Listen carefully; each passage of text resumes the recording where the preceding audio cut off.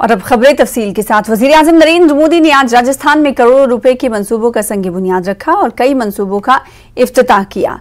इस मौके पर अवामी रैली से खिताब करते हुए पीएम मोदी ने कहा कि मैं उन तमाम तरक्याती कामों के लिए राजस्थान के तमाम बाशिंदों को मुबारकबाद देता हूं। राजस्थान जितनी तरक्की करेगा मुल्क की उतनी ही तरक्की होगी। वज़ीर-ए-आज़म नरेंद्र मोदी ने इन बातों का जिक्र किया। मरकजी हुकूमत की जानिब से राजस्थान में जदीद इंफ्रास्ट्रक्चर पर जोर दिया जा रहा है। राजस्थान मुल्क की सबसे बड़ी रियासतों में से एक है। पीएम मोदी ने यहाँ 500 करोड़ रुपए से ज्यादा तरक्याती प्रोजेक्टों का इफ्तिताह और संग बुनियाद रखा। आज यहाँ राजस्थान के विकास से जुड़े 5000 करोड़ रुपए से अधिक के प्रोजेक्ट का शिलान्यास और लोकार्पण हुआ है। ये प्रोजेक्ट्स राजस्थान की कनेक्टिविटी को नई ऊंचाई पर ले जाएंगे। उदयपुर और शामळाजी के बीच नेशनल हाईवे 8 के 6 लेन होने से उदयपुर, डूंगरपुर और बांसवाड़ा क्षेत्रों को बहुत फायदा होगा। इससे शामळाजी और काया के बीच की दूरी कम हो जाएगी। बिलाड़ा और जोधपुर सेक्शन के निर्माण से जोधपुर और बॉर्डर एरिया तक पहुंच बहुत ही सुलभ होगी। इसका एक बड़ा फायदा ये भी होगा कि जयपुर से जोधपुर की दूरी भी 3 घंटे कम हो जाएगी। 4 भुजा और निचली ओडन के प्रोजेक्ट से world heritage site Kumbhalgarh, Haldighati और सुनाथ जी के दर्शन करना बहुत ही आसान हो जाएगा। श्री नाथद्वारा से देवगढ़ मदारिया की रेलवे लाइन मेवाड़ से मारवाड़ को जोड़ेगी। इससे मार्बल, ग्रेनाइट और माइनिंग इंडस्ट्री को और व्यापारियों को बहुत मदद मिलेगी। मैं सभी राजस्थान वासियों को इन विकास कार्यों के लिए बहुत बहुत बधाई देता हूं। भाइयों और बहनों, भारत सरकार राज्य के विकास से देश के विकास के मंत्र पर विश्वास करती है। राजस्थान देश के सबसे बड़े राज्यों में से एक है। राजस्थान भारत के शौर्य, भारत की धरोहर, भारत की संस्कृति का वाहक है। आगे बढ़ेंगे। कर्नाटक की तमाम 224 असेंबली सीटों पर आज वोटिंग हुई। 68% से ज्यादा लोगों ने अपने हक रायदही का इस्तेमाल किया। अब सबकी नजरें 13 मई पर टिकी हुई हैं, जब वोटों की गिनती के बाद नतायज का ऐलान किया जाएगा। बीबीएमपी जुनूबी जिले को छोड़कर तमाम अजला में 50% से ज्यादा वोट डाले गए हैं। कर्नाटक में 2615 उम्मीदवार मैदान में हैं। इन सब की किस्मत ईवीएम में बंद हो गई है। कर्नाटक में हुक्मरान बीजेपी हर 5 साल बाद इख्तिदार बदलने के 38 साल पुरानी रिवायत को तोड़ना चाहती है, जबकि कांग्रेस इस बार बीजेपी को इख्तिदार से बेदखल करने का दावा कर रही है। तो वहीं जेडीएस को उम्मीद है कि 2018 की तरह एक बार फिर पार्टी यानी जेडीएस किंग मेकर के रोल में आ सकती है।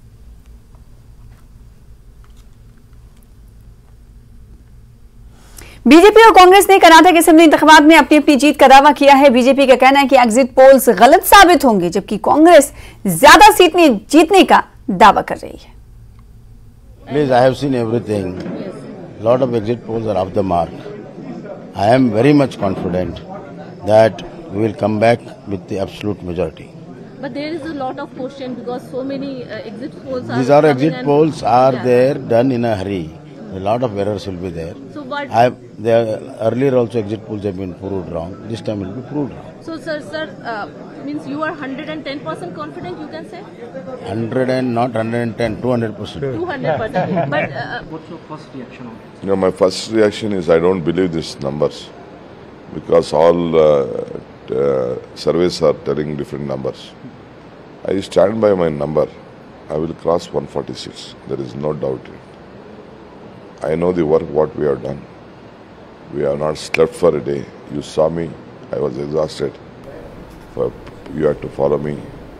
I could not even stand on the...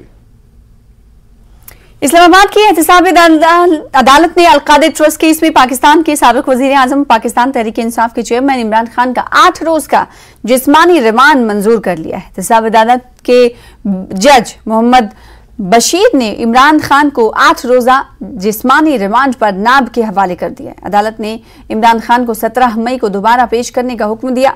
समाअत के दौरान नाब पर प्रोसिक्यूटर ने मौक़िफ़ इख्तियार किया कि नाब को मजीद तफ्तीश दरकार है, जिसके लिए इमरान खान का 14 रोज का जिस्मानी रिमांड दिया जाए। दौरान समाअत इमरान खान के वकील ख्वाजा हारिस ने कहा, जिस तरह इमरान खान को गिरफ्तार किया गया कानूनी तौर पर गिरफ्तारी गलत है। इस पर डिप्टी प्रोसिक्यूटर नाब ने कहा कि हम यहाँ करप्शन का मामला बयान कर रहे हैं। रकम बरतानिया की नेशनल क्राइम एजेंसी ने पकड़ी थी। समाअत के दौरान इमरान खान ने अदालत में कहा कि कौन सा रिकॉर्ड उनको चाहिए जो नहीं मान रहा। नाब कह रहा है कि हमने रिकॉर्ड इकट्ठा करना है। जो भी पैसे आए थे काबीना की मंजूरी से आए थे। चेयरमैन पीटीआई ने कहा कि मुझे गिरफ्तार किया गया और शीशे तोड़े गए। मेरे डॉक्टर को बुला लें, डॉक्टर फैसल को बुलाएं। मैं कहता हूं मेरे साथ मसूद चपरासी वाला काम ना हो। ये एक इंजेक्शन लगाते हैं जिससे बंदा आहिस्ता आहिस्ता मर जाता है। तोशाखाना केस में डिस्ट्रिक्ट एंड सेशन कोर्ट ने पाकिस्तान के साबिक वजीर आजम इमरान खान पर फर्द जुर्म आयद कर दी है। तोशाखाना केस के समाअत पुलिस लाइन हेडक्वार्टर H11 के गेस्ट हाउस में हुई, जहां इमरान खान को पेश किया गया। कमिश्नर ऑफिस ने हिफाजती वजूहात के बाइस पुलिस लाइन्स को अदालत का दर्जा दिया। एडिशनल सेशन जज हुमायूं दिलावर ने आज इमरान खान को फर्द जुर्म आयद करने के लिए जाती हैसियत में तलब किया था। अदालत ने इमरान खान पर तोशाखाना केस में फर्द जुर्म आयद कर दी है। ताहम इमरान खान ने सेहत जुर्म से इनकार कर दिया है और दस्तावेज पर दस्तखत करने से भी इनकार कर दिया। गुज़िश्ता समाअत पर अदालत ने तोशाखाना केस के काबिल समाअत और दायरे इख्तियार से मुतालिक दरखास्तें मुस्तरद कर दी थी।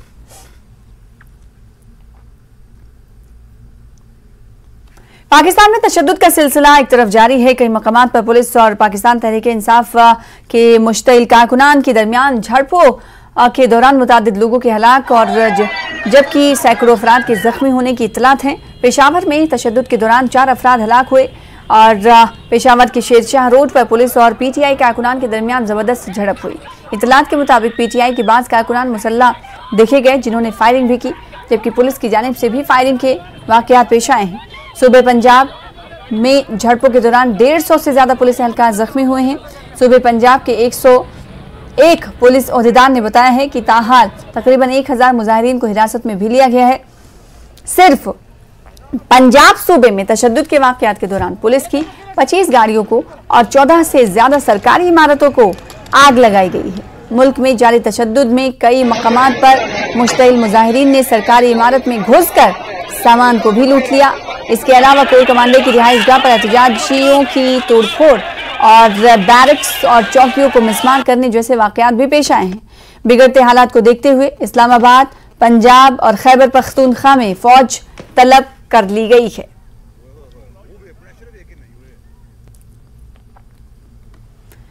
तो पाकिस्तान में पुरतशद्दुद वाकयात को काबू में करने के लिए इस्लामाबाद, पंजाब, खैबर पख्तूनख्वा समेत मुतादिद इलाकों में फौज को बुलाया गया है। हालात की संगीनी को देखते हुए हुकूमत ने तशद्दुद से मुतासरा इलाकों में फौज तलब किया है। सबसे ज्यादा खैबर पख्तूनख्वा, पंजाब और बलूचिस्तान और दिगर इलाकों में फौज को तैनात किया गया है। किसी भी किस्म की नागहानी हालात से निपटने के लिए भारी तादाद में फौजी जवानों की तैनाती अमल में लाई गई है। कई इलाके पुलिस छावनी में तब्दील कर दिए गए हैं। वज़ारत दाखिला ने सूबे सिंध में दफा 144 नाफिज करने का फैसला किया है। जरा के मुताबिक फैसलाबाद में अहम शख्सियात के घरों पर रेंजर्स की तैनाती की मंजूरी भी दे दी गई है। शहबाज शरीफ की ज़ेरे सदारत होने वाली वफाकी काबीना के इजलास में मुल्क की मजमूई सियासी, माशी और सिक्योरिटी सूरत हाल पर गौर खौज किया गया।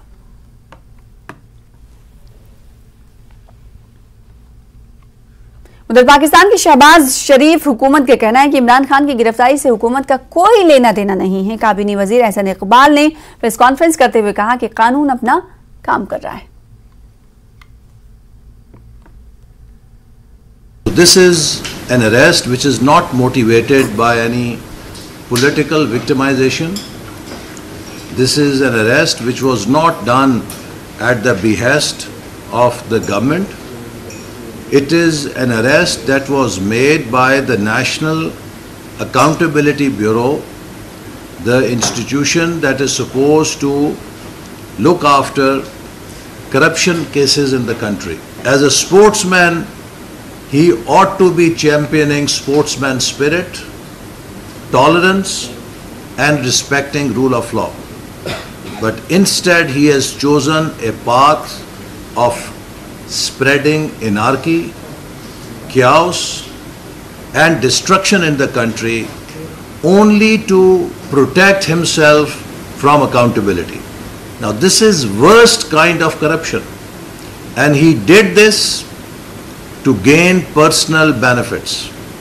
Everyone knows that he created a trust with his and his spouse's name as owners and got benefit of huge chunk of land, and there were also audio recordings which talked of some jewelry, gifts of jewelry that Mr. Imran Khan and his wife got from the same person.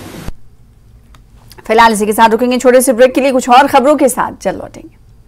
Break के बाद एक बार फिर से आपका इस्तकबाल करते हैं। National conference के सदर डॉक्टर फारूक अब्दुल्ला का कहना है कि गैर मुस्तहकम पाकिस्तान हमारे लिए खतरनाक है। हमें एक मुस्तहकम पाकिस्तान की जरूरत है जो बरसगीर में अमन के लिए जरूरी है। हम इस मुल्क की भलाई चाहते हैं, ये हमारा पड़ोसी है और हमें उम्मीद है कि कुछ हालात बेहतर होंगे और लोग पुरअमन जिंदगी गुजारेंगे। डॉक्टर फारूक अब्दुल्ला ने मजीद कहा कि पाकिस्तान की तारीख वही है कि वहां जमहूरी हुकूमतों को अपनी मुद्दत मुकम्मल करने नहीं दिया गया, वहां आमरीत ही का गलबा रहा है। डॉक्टर फारूक अब्दुल्ला हमारे साथ मौजूद हैं। डॉक्टर साहब, पाकिस्तान में जो सिचुएशन उभर आई है किस तरह देखते हैं? एक बहुत खतरनाक सिचुएशन है, क्योंकि इस हालत में जो वहां उथल पुथल है, एक जो हम मीडिया में देख रहे हैं, इसका असर न सिर्फ उस मुल्क की पहले उसकी इक़्तिसादी हालत इतने खराब है, वो उसको और पीछे धकेल सकती है। उसके साथ साथ वहां की जो हिस्ट्री है इंडिपेंडेंस के बाद, वो भी एक खतरनाक हिस्ट्री है।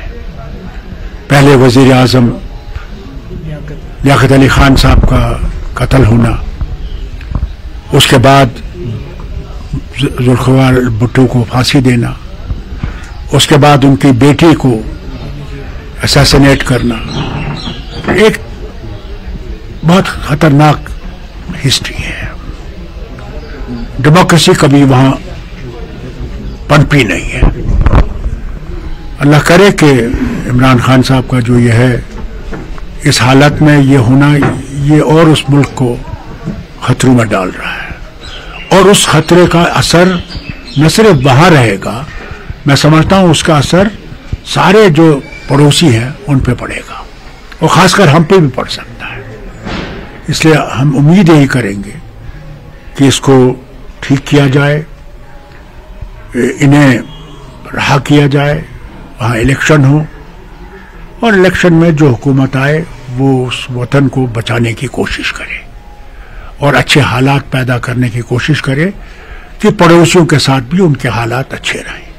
डॉक्टर साहब, आप कहते रहे कि अनस्टेबल पाकिस्तान जो है हमारे लिए, जम्मू कश्मीर के लिए मुश्किल है। किस तरह? हर तरफ से मुश्किल है। हमारे पहले ही मुश्किलात हैं, आपने पहले भी देखा कि मुश्किलात हैं। हम टेररिज्म का शिकार हैं और ये बढ़ सकता है, ये खतरनाक बन सकता हम सब के लिए, सारे हिंदुस्तान के लिए खतरनाक बन सकता है। और जितना वहाँ पे अमन रहेगा, लोग आबाद रहेंगे, हमें खतरा कम रहेगा। आपको पुंछ राजौरी की जो हालात दिख रहे हैं इस तरफ का इशारा करते हैं कि मिलिटेंट जो एक्टिविटीज हैं वो बढ़ सकती हैं ऐसे हालात में, क्योंकि जो इसे बढ़ रही है, ऐसी बात तो नहीं है, बढ़ रही है, तो कोई शक नहीं है, ये कहीं भी हो सकता है और खतरा है। और हम उम्मीद करेंगे कि ये खतरा टल जाए, पाकिस्तान इस मुश्किल से निकल जाए और बेहतरी की तरफ हम लोग चल सकें। शुक्रिया डॉक्टर फारूक अब्दुल्ला, जो हमें बता रहे थे कि पाकिस्तान जितना अनस्टेबिलिटी में होगा इतनी मुश्किलात खासतौर पर जम्मू कश्मीर के लिए होंगे। अयूब खान के साथ शब्बीर अहमद, न्यूज़ 18 श्रीनगर। हिंदुस्तानी अफवाज ने पाकिस्तान की तशवीशनाक सूरत-ए-हाल पर गहरी नजर बनाई हुई है। लाइन ऑफ कंट्रोल और बैनुल-अक़वामी सरहद पर फोर्सेस की मुतहर्रिक हरकत को देखा जा रहा है और सरहद की सख्त निगरानी की जा रही है।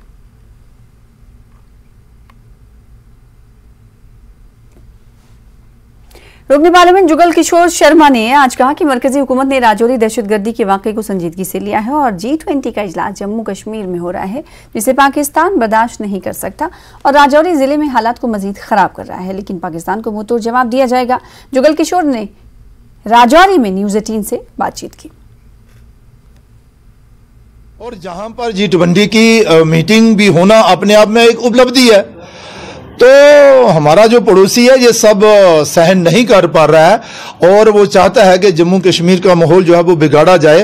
और जहां पर कुछ शरारती तत्व नहीं मैं कहूँगा, लेकिन कुछ ऐसे हमारे लोग हैं जो आज भी उन लोगों को सहयोग कर रहे हैं, जिनकी वजह से जहां आतंकवादी घटनाएं जो है घटी हैं, हमारे नौजवान जो हैं वो शहादत उन्होंने पाई है। लेकिन आप सब भी इससे परिचित हैं कि भाई केंद्र ने इस घटना को कितनी गंभीरता के साथ लिया और हमारे रक्षा मंत्री राजनाथ सिंह जी तुरंत जम्मू पहुंचे। जम्मू में मीटिंग के बाद राजौरी पहुंचे और राजौरी में नौजवानों की हौसला अफजाई तो होती ही है, लेकिन ऑफिसर्स के साथ बैठ के आने वाले दिनों के लिए रणनीति कि भाई किस तरह से इनका मुकाबला करेंगे। रही बात हमारे पड़ोसी की, उसको तो इसका उत्तर G20 टूरिज्म समिट के कामयाब इनेकाद से न सिर्फ वादी में मकामी सयाहत को फरोग मिलेगा बल्कि सयाहत से जुड़े अफराद पुरुम्मीद हैं कि यूरोपीय ममालिक की तरफ से जारी करदा 3 दहाइयों के सफरी एडवाइजरी पर भी गौर किया जाएगा और इसे हटाया जाएगा।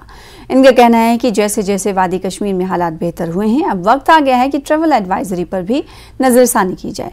इन्हें उम्मीद है कि मुख्तलिफ ममालिक के मंदूबीन इस एडवाइजरी को हटाने के लिए उनकी हुकूमत को कायल करेंगे। ये बात काबिल गौर है कि 90 की दहाई के अवाइल में जब नॉर्वे के कुछ सयाहों को मिलिटेंटों ने अगवा करके कत्ल कर दिया था, तो कई यूरोपीय ममालिक की तरफ से ट्रैवल एडवाइजरी जारी की गई थी। जो G20 समिट कश्मीर में हो रहा है, I being the tourism player, मैं आपको बोलना चाहता हूं कि ये गेम चेंजर हो सकता है कश्मीर टूरिज्म इंडस्ट्री के लिए। जस्ट बिकॉज कि आप देख रहे हैं कि प्री-90s एरा में यहाँ पे फॉरेन टूरिस्ट का बहुत ज्यादा फुटफॉल होता था और फॉरेन टूरिस्ट जो है खासकर यूरोपियंस और अमेरिकन ये बहुत हाई स्पेंडिंग टूरिस्ट लोग होते हैं, अच्छा खासा पैसा इनके पास होता है, तो हमारी जो इकोनॉमी है, हमारा जो GDP है उसको बहुत ज्यादा कंट्रीब्यूट करता है इनका पैसा। ओवरऑल अगर कश्मीर में देखेंगे, जम्मू एंड कश्मीर की टूरिज्म इंडस्ट्री यहाँ की mainstay of our economy, contributes to a large extent to our GDP और जॉब्स भी बहुत सारी क्रिएट होती हैं टूरिज्म इंडस्ट्री की तरफ से।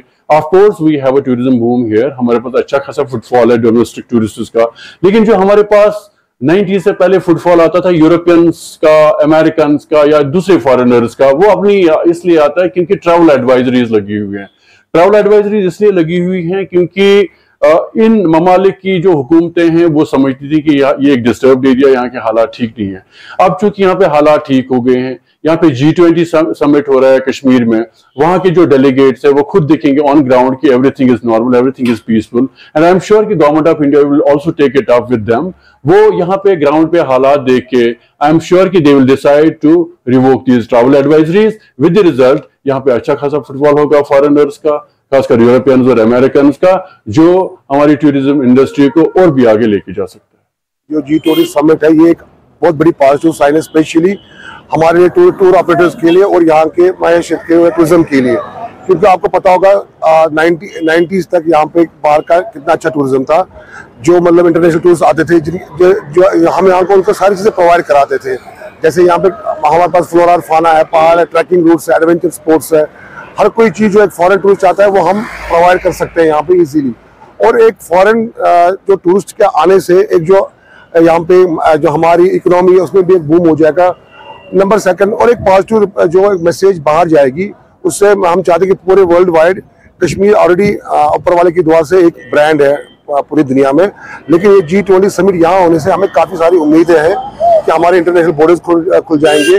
और जो एडवाइजरीज लगी है काफ़ी सारी कंट्रीज में, स्पेशली यूरोप में लगी है, यूएस में लगी है, तो वो लोग भी खोर करेंगे। जब G20 समिट यहाँ पे हो गया तो उनके टूरिस्ट भी यहाँ पे आने के लिए तैयार हो जाएंगे। इस पर हमारी मतलब काफ़ी हम लोग उम्मीद रखते हैं कि इससे जो हमारा इनबाउंड टूरिज्म है कश्मीर के लिए, जो हम इनबाउंड ट्रैवल एजेंट्स हैं यहाँ पे, उनको अच्छी उम्मीदें हैं। और इंशाल्लाह हम उम्मीद करते हैं कि जो 50 से 70 डेलीगेट्स यहाँ पे आएंगे, अपनी अपनी कंट्रीज में एक पॉजिटिव मैसेज लेके वापस जाएंगे कि हम लोग वहाँ पे रुके, बस एवरीथिंग इज फाइन, सब कुछ ठीक है। काफ़ी सारे आप माहौल में भी सुधार आया, यहाँ का मौसम आप देखिए, यहाँ की आप फिजाएँ देखिए, तो हर कोई चीज़ है हमको देने के लिए टूरिस्ट को यहाँ पे।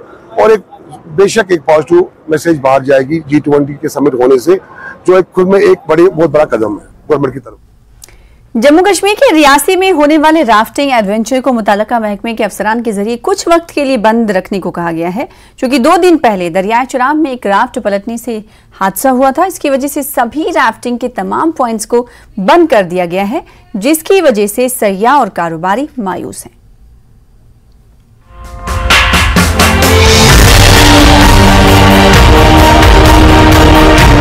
राफ्टिंग में एडवेंचर का आनंद लेने के लिए पर्यटकों की होड़ हमेशा दरियाए चिनाब के निकट स्थित एडवेंचर कार्यालयों में देखी जाती थी।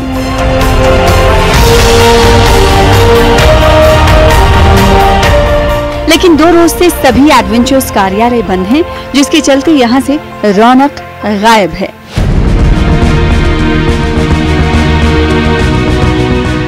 इसी कारण यहां के सभी कारोबारी परेशान दिखाई दे रहे हैं। जो नहीं होना चाहिए, आपको पता है कि रिवर में एडवेंचर है, बोट उलटना पलटना है नॉर्मल चीज है, ये चीजें होते रहता है। तो गाइड की खुद की गलती है, जिस चीज में उन्होंने मतलब रेस्क्यू खुद नहीं कर पाए। वो खुद अगर बोट पे स्विम करके जाते तो रेस्क्यू करने का उनके पास टाइम था और रेस्क्यू कर सकते थे, पर जो यहाँ पे गाइड है उनको थोड़ा मतलब चेक करके भेजे, रिवर में चेक करके भेजे, उनकी यहाँ ट्रेनिंग दिया जाए। यहाँ पे बंद होने से कितना नुकसान है? सर बंद होने से यहाँ पे मतलब हर कंपनी में 2 से 3 गाइड है, जो कि सब बेरोजगार हो गए इस टाइम पे। हेल्पर भी है, ड्राइवर लोग भी है, सब लोगों को मतलब बेरोजगार हो गए इस टाइम पे। अपनी थी तो काम चल रहा था, उनका भी चल रहा था और हमारा भी चल रहा था। हमारा है क्या यही, कोई चाय वगैरह कुलचे वगैरह को खा लेता आके। अभी तो कोई गाड़ी रुकती नहीं, टूरिस्ट रुक रहा ही नहीं है। राफ्टिंग में तो क्या करेगा टूरिस्ट रुके धूप में यहाँ पे। तो कितने पॉइंट चला करते थे पहले मेरे ख्याल से 15 से 16 पॉइंट थे यहाँ पे राफ्टिंग वाले जो चल रहे थे। अब छोटा सा एक हादसा कल परसों जो हुआ है, कोई इतना बड़ा नहीं इशू नहीं है इसका। ये तो होता है एडवेंचर में ऐसे रिस्क तो नॉर्मल बात है, होते हैं। और उसके साथ साथ पूरी फैसिलिटी के साथ जाते हैं, टूरिस्ट सेफ्टी जैकेट रहती है और गाइड साथ रहता है। बचाया भी गया बाकायदा, कोई ऐसा कुछ नहीं हुआ। लेकिन चलो अब आगे पता नहीं प्रशासन क्या सोच रहा है और क्या करेगा, लेकिन खुलना चाहिए। बताया गया कि एक हादसे के बाद राफ्टिंग एडवेंचर बंद होने से सैकड़ों लोग बेरोजगार बैठे हुए हैं। सभी का रोजगार पर्यटकों के ऊपर ही निर्भर था, लेकिन पिछले 2 दिनों से सभी राफ्टिंग पॉइंट बंद हैं, जिसके चलते स्थानीय दुकानदार भी चिंतित हैं और राफ्टिंग ऑपरेटर भी। और वहाँ से बच्चों और मेरे घर वालों को इच्छा हुई कि रिवर राफ्टिंग के लिए जाते हैं। हम वहाँ से टैक्सी किया, इधर आए रिवर राफ्टिंग के लिए, पर यहाँ के पता चला कि बंद है। बंद क्यों है? बंद नहीं होना चाहिए। अभी जो बंद है इसीलिए कई घर बेघर हो रहे हैं, मतलब कई लोगों की रोजगारी छीन चुकी है। और हमारे स्टाफ बच्चे जो है वो रिवर राफ्टिंग के लिए आई, बोला इधर रिवर राफ्टिंग होता है, तो अभी हम रिवर राफ्टिंग के लिए आए हैं। पर अभी कुछ दिखता नहीं है, कुछ मुझे पता चला कि इधर कुछ सब बंद हो गया है। हमारे साथ बच्चे हमारे जो लोग वो भी निराश हो चुके हैं। अभी क्या चालू होना चाहिए यार, कुछ हादसा हो जाए बंद नहीं होना, उसके लिए सेफ्टी होनी चाहिए, तो बंद नहीं होना चाहिए, चालू रखना चाहिए। वहीं चिनाब की उठती लहरों के बीच राफ्टिंग का आनंद लेने के लिए आए पर्यटक भी चिंतित दिखाई दिए। उनके चेहरों पर निराशा दिखी। कारोबारियों सहित पर्यटकों ने स्थानीय प्रशासन और जम्मू कश्मीर पर्यटक विभाग से गुहार लगाई है, सुरक्षा के साथ राफ्टिंग को एक बार फिर से शुरू किया जाना चाहिए। रियासी के दरिया चुनाव में चलने वाले तमाम राफ्टिंग एडवेंचर्स अभी फिलहाल के लिए बंद रखे गए हैं। संबंधित विभागीय अधिकारियों द्वारा ये आर्डर जो है वो निकाला गया है। अब तमाम जो राफ्टिंग एडवेंचर्स यहाँ पर दरिया चुनाव में हुआ करते थे वो फिलहाल बंद हो चुके हैं। इन पॉइंट्स के बाहर जो है वो वीरानगी देखी जा रही है। इससे पहले यहाँ पर खासी रौनक होती थी, हजारों पर्यटक यहाँ पर रुका करते थे और यहाँ पर लोग रोजगार भी कमाया करते थे, लेकिन अब जो है वो सुनसानी हर एक पॉइंट्स के बाहर जो है वो जरूर देखी जा रही है। न्यूज़ 18 नेटवर्क के लिए करणदीप सिंह, रियासी।